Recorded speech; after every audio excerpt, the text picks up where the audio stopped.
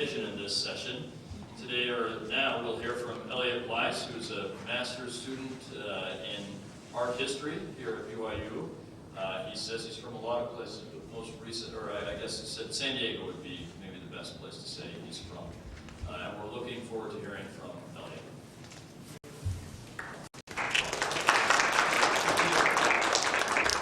Well, I'm very honored to be here. I generally research medieval and early Renaissance art, so I hope that it's not too obvious to you that I'm thousands of years outside of my general period with this topic. The title of my paper is An Odor of Sanctity, the Iconography, Magic, and Ritual of Egyptian Incense. Fragrance has permeated the land and culture of Egypt for millennia. Early graves dug in the hot sand still contain traces of resin. Sweet-smelling lotus flowers blossom along the Nile. Coptic priests swing censers to purify their altars. And modern perfumeries export all over the world. The numerous reliefs and papyri depicting fumigation ceremonies attest to the central role incense played in ancient Egypt. Art and ceremonies reverenced it as the embodiment of life and an aromatic manifestation of the gods. The pharaohs cultivated incense trees and imported expensive resins from the land of Punt to satisfy the needs of Egypt's prolific temples and tombs. The rise of Christianity in the 1st century AD temporarily censored incense. But before long, Orthodox clerics also began celebrating their liturgy in clouds of fragrant smoke. Some of incense's ancient properties of life and fertility even persevered under the new theology. By examining the iconography and magic of incense, this paper will trace the themes of rejuvenation, intercession, and deification from their cultic and funerary origins to their reverberations in the monasteries and churches of Coptic Orthodoxy. The most common depictions of incense in ancient Egypt come from tombs and temples where standard scenes present a pharaoh or priest fumigating a mummy or the statue of a god. The smoking censer often takes the shape of a human arm, ending in a hand holding a charcoal-filled bowl, as you can see in this image. The officiator would select precious pellets of resin from a small compartment located halfway along the arm and throw them into the bowl. These censers proliferated during the Middle and later dynasties of Egypt, and they even imitate the direct hieroglyph for offering, which is an arm. In addition to pictorially recalling the gift-giving nature of fumigation, the long arm-shaped censer prevented burns from the hot charcoal and also prevented the incense from being polluted by human hands. Although temple and tomb censing rites accomplish similar purposes, cultic and funeral incense should be considered separately in order to differentiate the nuances of Egyptian religious symbolism. A 19th dynasty relief from the temple of Seti I at Abydos provides a classic example of cultic temple fumigation. Seti leans forward towards a statue of Amun-Ra, his right hand pouring water over a bouquet of lotus flowers, while his left hand wafts the smoke toward the god. The incense signifies reverence and prayer, but on a deeper level, it also evokes the literal presence of the deity by perfuming the sanctuary with the, quote, fragrance of the gods. The temple text from the ritual of Amun describes incense coming from the pores of Amun. Quote, the god comes with his body adorned, which he has fumigated with the eye of his body. The incense of the god, which has issued from his flesh. The sweat of the god, which has fallen to the ground, which he has given to all the gods. It is the Horus eye. If it lives, the people live. Thy flesh lives. Thy members are vigorous. Other texts identify deities with specific scents or types of incense. Cinnamon was sacred to Hathor, Sobek smelled of marjoram, and drops of myrrh represented Horus's tears. Ptolemaic temple inscriptions assert that the finest myrrh, quote, springs from the eye of Ra, while other grades of myrrh come from the eyes of Thoth and Osiris, the back of Horus, the divine limbs, the spittle, and the bones of the gods.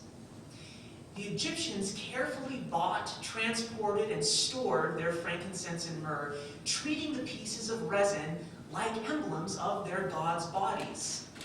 Hatshepsut immortalized her expensive expeditions to Punt on the walls of her mortuary temple at Deir el-Bahri. Rows of men carry incense back to Egypt so that the sacred precinct could have, quote, the odor of the divine land. The monetary worth of incense doubtlessly signified the depth of Egypt's devotion, and fittingly, priests burned these expensive gifts before equally expensive statues made of gold and precious stones. Religious secrecy veiled the process for making incense, which required a set number of days, a symbolic list of ingredients, and magic spells. Perhaps the priests believed that as they compounded fragrant resins with honey, wine, and even raisins, they were mysteriously creating the bodies of the gods. Thus, as the pharaoh and his priests burned resin before the temple statues, they emblematically offered the god to the god. Incense became the sensory equivalent of the cult statue, a manifestation in scent that complements the visual manifestation in gold or wood. Myths and legends throughout Egypt's history recount how the gods reveal their divinity through scent. In Plutarch's Isis and Osiris, the queen of Byblos sees through Isis's disguise only when she smells the ambrosia-like fragrance of the goddess. And the coffin texts mention the, quote, fumes and scent of the god Shu, described as the storm of half-light, or byproduct of incense. Osiris has a particularly ancient connection to incense, and you can see him here on the throne with his crook and his flail. Scholars believe that his name used to mean the place of the eye, in reference to the account of Horus offering his sweet-smelling eye to his father as a token of his victory over Seth. Egyptian texts continually associate the eye of Horus with incense, sometimes linking it specifically to the sticky juices of labdanum, which collected like heavenly tears on gum cistus bushes. As the place of Horus's eye, Osiris became synonymous with these incense bushes, and the Egyptians reverenced the goats wandering through the gum cistus patches as manifestations of the Osirian ram of Mendes. As they ate the bushes, the goats' beards became caked with the hardened labdanum, and the incense could then be harvested by cutting off their beards. Alternatively, ribbons of goatskin attached to flails were pulled over the gum cistus plants. Osiris's attributes of a goat beard and a flail connect him to the incense harvest, underscoring the ancient centrality of scent in Egyptian religion. Pharaoh's ceremonial beard and flail may have also carried incense connotations. Scholars hypothesize that the king's crook represented his role as shepherd over his people, while the flail reminded him of his duty to the gods. As tools for collecting labdanum, though, the flail and beard may have also likened the king's intercession for his people to gathering incense for the temple altars, and then using those clouds of smoke to mediate between heaven and earth. The Egyptians depended on myrrh and frankincense trees for much of their incense, gathering these resinous tears and sweat of the gods as they exuded from the bark. These fruitful trees were venerated as mother goddesses, their resin described as divine menstrual blood. Incense also derived fertility from solar associations, equating the eye of Horus with the sun. Incense lamps, like this drawing from a wall painting, offered light and aroma to the dead, and they combined both tree and solar symbolism by intentionally taking a cone shape to imitate sycamores, incense trees sacred to Osiris. Their light-producing function imitates the sun, of course, and their triangular form recalls the symbolic sun rays streaming down the sides of pyramids and obelisks. These fertile solar associations endowed the fumigation rites with the magic to vivify statues of the gods. Like the aromatic sweat of Amun that wafts life into all the deities of the cosmos, the censer could symbolically envelop a lifeless statue with animating sunlight and the vital sap of trees. In a sense, Egyptian priests regarded their gods as corpses, constantly needing to be resurrected. The incense transferred the warmth and odor of the living body to the images, infusing wood or metal with the moisture of sweat. The concentrated scent of incense can even create a hypnotic stupor, a property which may have aided priests as they mediated with their gods. Plutarch writes that, quote, the odor of resin contains something forceful and stimulating that gently relaxes the brain, which is by nature cold and frigid. In other words, the incense alters a person's natural mental state, imposing an artificial sense of comfort and ease. Plutarch expounds on this numbing, relaxing power when he writes that Kaifi incense, in particular, causes, quote, a beneficent exhalation by which the air is changed and the body, being moved gently and softly by the current, acquires a temperament conducive to sleep. He associates this drug-like sensation with wine and drunkenness. It may be that the Egyptians fumigated their gods in thick clouds of pungent smoke in order to lull them into a drug-like trance. This would make it easier to manipulate the deities into assisting questionable or even undeserving causes.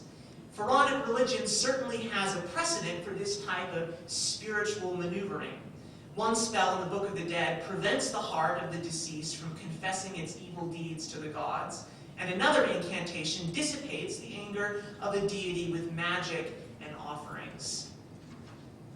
The life-giving properties of incense take on new implications in the cult of the dead, and especially in the opening of the mouth ceremony, illustrated by this papyri from Hunefer's 19th dynasty Book of the Dead.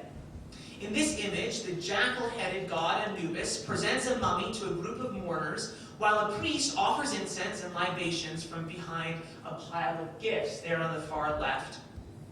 The opening of the mouth ceremony functions similarly to the rites that animated the statues of the gods, with the smoke infusing the corpse again with that odor of the living. Now, it may at first seem somewhat eccentric of the Egyptians to single out scent as the most potent tool for restoring life. Scholar G. Elliot Smith writes that Egyptians naturally would have considered odor as a fundamental characteristic of living, breathing, heavily perfumed men and women as they sweated in the sun along the Nile, and that the absence of scent would have then automatically indicated death. Dating back to the most primitive burials in the desert sand pits, incense accompanies the corpse as the vehicle for restoring fragrance, warmth, and moisture to the scentless, desiccated, and cold bodies of the dead. Although resin burnt in the temple could represent the bodies of multiple different gods, the incense and libations used to open the mouths of mummies primarily reference Osiris. The funeral rites dramatically reenacted the myth of his resurrection. The son of the deceased usually officiated before the mummy in imitation of Horus and his legendary visit to Osiris's corpse. The falcon god vivified his dead father by offering him his eye, the sign of his victory over Seth.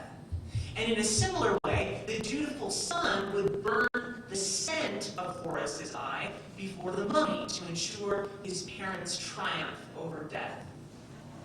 With cultic incense in the temples, priests offered the resinous body of the god to the god himself or to other gods.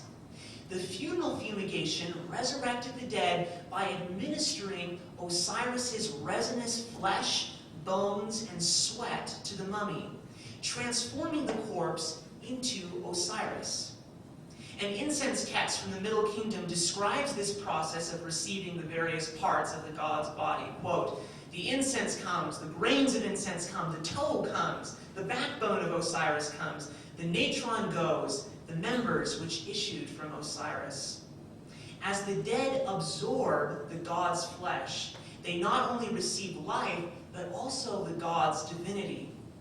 Even Egyptian lexicon reflects this symbolism with the word senecher, meaning incense, deriving from the word senecheri, meaning to make divine. Birth symbolism in censers and incense intensify the power of fertility and renewed life.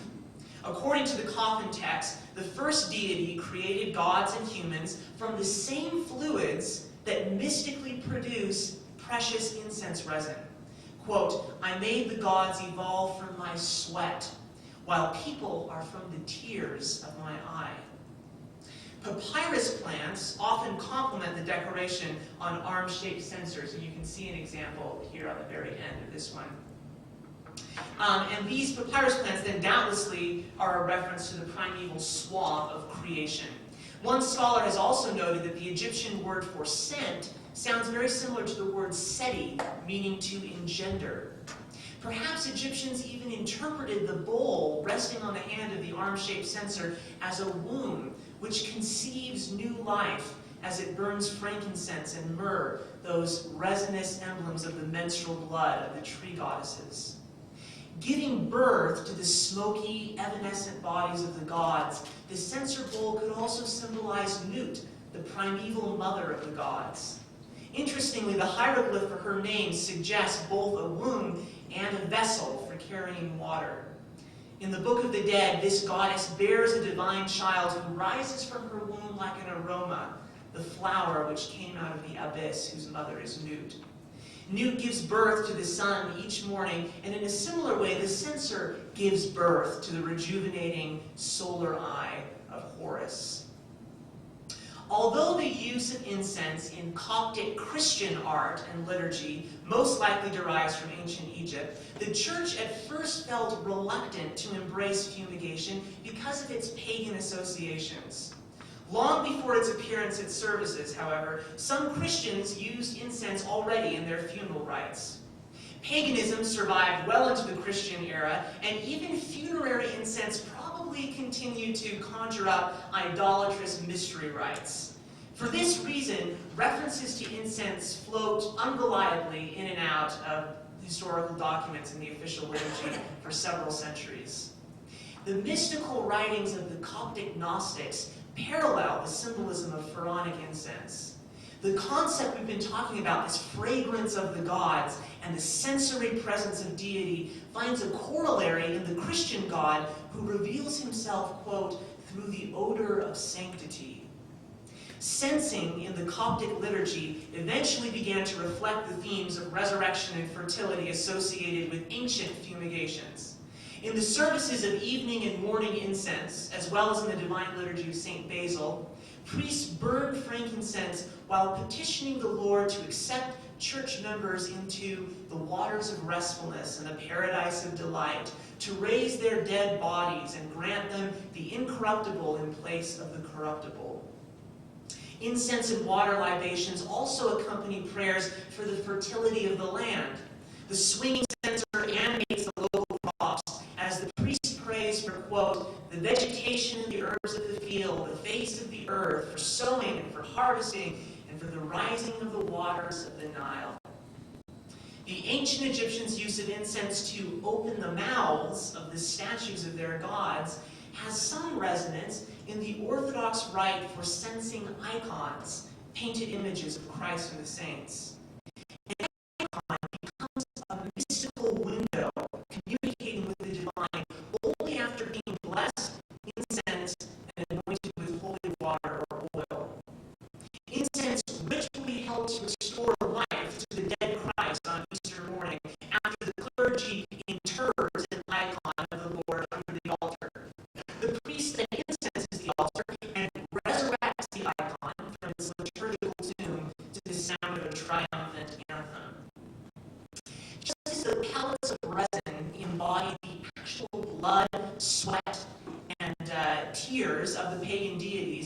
Coptic incense also symbolizes Christ, particularly as he hung bleeding from the cross.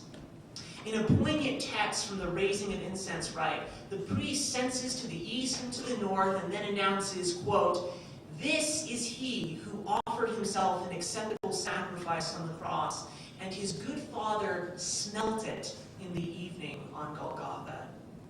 In another section of the liturgy, the celebrant compares the incense offering to the sacrifice that Abraham burned on the altar in place of Isaac, the Old Testament shadow for the Paschal Lamb of God. Incense so strongly evoked the presence of Christ that 12th century Copts developed a custom of confessing their sins into a censer. The faithful probably imagined that the smoke would carry their confession up to God, but they may have also viewed the ceremony as an opportunity to whisper their faults directly into the ear of Christ, mystically present in the white smoke billowing from the golden censer. A recently discovered Annunciation scene from the Monastery of the Virgin in Deir al-Suryan deepens the iconographical complexity of Coptic incense. The encaustic mural dates to the 12th century and has been obscured for hundreds of years by a painting on top of it. The Virgin, and you can see her a little bit better in this line drawing and the detail of it, sits on a throne surrounded by Old Testament prophets while the Archangel Gabriel approaches to announce the message of the Incarnation. In analyzing the painting, scholar Lucianne Hunt highlights the prominently placed censer balanced on a column, which you can see, right, if my pointer will work. Well, you can see it there, the column there and the little bowl with the smoke coming up from it. The smoke symbolizes the virginity of Mary, cited poetically in a Coptic hymn, quote, "The fine incense of your virginity, Virgin Mary, rose more still than that of the cherubim and seraphim up to the throne of the Father." The smoke echoes the shape of the Virgin's leg as it rises between the trees flanking her and towards the thick foliage in the upper border. These lush plants and trees surrounding Mary symbolize her virgin fertility, which will culminate in the birth of Christ. The censer makes an apt allegory for the new life springing up from the Incarnation as the incense seems to create vegetation and life wherever its scent reaches. The Syrian Jacobite Mass of the Catechumens also describes the Mother of God and her divine child in terms of scent. Quote, "The blessed root that budded forth and sprang up out of the dry ground, even of Mary, and all the earth was filled with the savor of its glorious sweetness." The burning bush next to the prophet Moses, which is very hard to see, but it's toward the left in this image, combined with the inscription on his scroll, alludes to the Orthodox tradition of comparing the flaming bush of Sinai to the virgin fertility of the Mother of God. In icons of the burning bush, the Virgin frequently bears the Christ child at her bosom, surrounded by the bush in a circle of fire, which you can see just right there in the center of the icon. The smoke produced by the flaming leaves and branches relates to the tree resin burning inside a golden spherical censer. Icons from the monastery of St. Catherine on Mount Sinai sometimes depict Mary standing in front of a blossoming shrub as a substitute for the burning bush. This deepens the fertility symbolism of fire and smoke, and again anticipates Christ as the budding rod, the blossoming fruit of Mary's spherical womb. The fire within the Coptic censer conceives Christ and allows him to rise aromatically through the air. This womb-like censer may be a final development in the ancient associations linking Nut and the maternal tree goddesses to the harvesting and burning of pharaonic incense. In conclusion, religion along the Nile has relied heavily on incense to convey an odor of sanctity to ritual and art.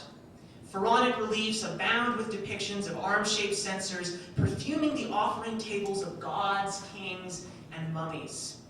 In the lonely monasteries of the desert and the great churches of Alexandria, Coptic priests intone the liturgy behind a white mist of pungent smoke.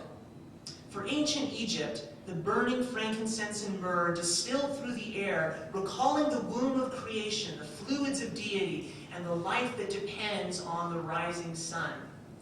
Although the early Coptic bishops strove to eliminate the superstitious idolatry of new converts to Christianity, some pagan ideas survive, notably in the theology and iconography of incense.